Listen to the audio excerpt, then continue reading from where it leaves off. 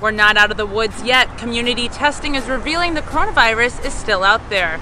But we're moving forward, hopefully with more precaution than ever before.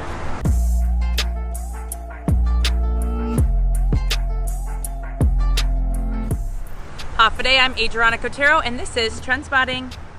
We were comfortable for so long with little to no positive COVID-19 tests reported, but after a spike last week, more tests are revealing more cases. This prompted additional mass testing sites this week, which drew out hundreds of residents. On Wednesday, there were 10 cases reported and another 13 by Thursday morning. And this week, we were waiting for the results from positive tests that came back last week from the Department of Corrections and the Guam Police Department. Last weekend, an officer of the Dededo precinct came back positive for the virus. That meant officers from the precinct had to get tested and stay home waiting for results. GPD shuffled cops from other precincts to Dededo to ensure the most populated village on island was still covered. Here's what you had to say. Jessica Hernando says, I think if a person is positive for COVID, all family members living in the same house becomes PUI, meaning they should not go out in public for 14 days and monitor themselves if they will develop symptoms. Pam Cruz says, so what is GPD doing? Is public health working with GPD for contact tracing? All those cops who are exposed should get tested because they serve and respond to public. One of our top fans writes, I don't understand this. Positive and isolated at home to spread to family members? What happened to quarantine? Why is it that hotels are only for incoming flights?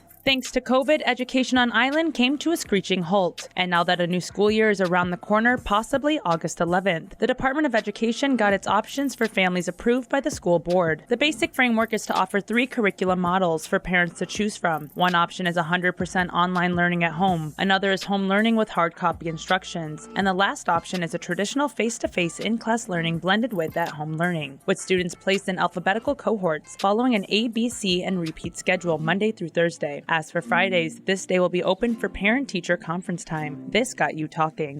One viewer writes, will GDOE work with employees who have school-aged children attending public schools in regards to scheduling them within the same group, ABC, so that there are no issues with childcare for the days that they don't attend classes? Lori says, I registered my daughter and filled out the model of learning registration at her school. She is homeschooled with hard copy. She is not going to school to risk her being exposed to the virus. You can never be too sure, and I'm not risking my daughter who has asthma.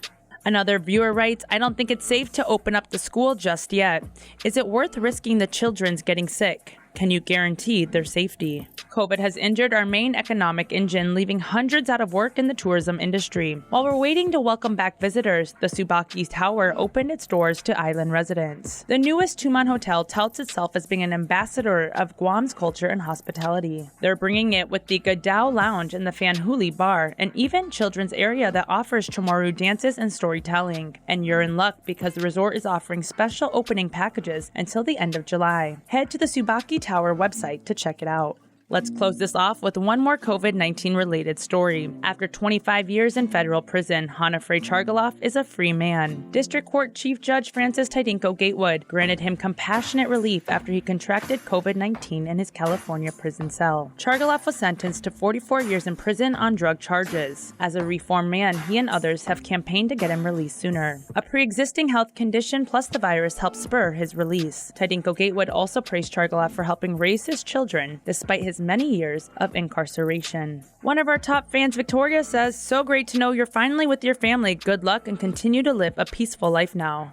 Another top fan, Francis, says, good luck and God bless you. And Judy says, beautiful family, God bless. Jim says, this man paid his dues. I'm glad his sentence was commuted. Faith Noble says, thank you for covering this on my dad. Another viewer writes, God is great. Following that same sentiment, Elsa says, wow, God is great. And Jeffrey says, congrats, free man. Frank Chargaloff, congratulations, primo. That's it for this week's TrendSpotting, but let's remember to mask up, practice social distancing, and wash our hands. We'll see you here next week. I'm Adriana Cotero. Adios.